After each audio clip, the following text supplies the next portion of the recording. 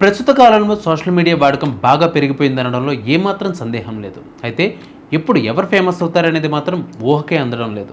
బాగా ఫేమస్ చేశారు అని ఆనందించేలోపే మళ్ళీ అడ్రస్ లేకుండా చేస్తున్నారు. ఓకే, వీటన్నింటిని చూసిన ఒక నెటిజన్ సోషల్ మీడియా వేదికగా ఒక పోస్ట్ పెట్టాడు. మరి ఆ పోస్ట్లో ఏముందో ఒకసారి చూద్దాం. కుమారి ఆంటీని ఫేమస్ చేశారు, హోటల్ లేకుండా పోయింది.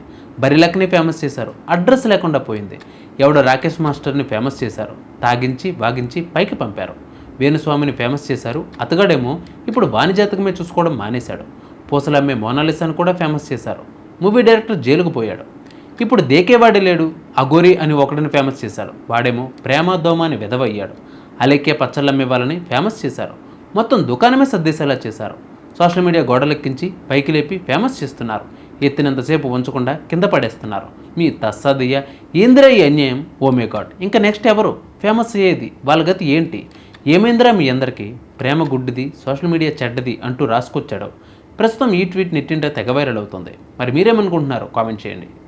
చూసారుగా ఇవాళ బులెటిన్ అప్డేట్స్. మరిన్ని అప్డేట్స్ కోసం మా ఛానల్ 108 TV 24/7 ఫాలో అవ్వండి. నమస్తే.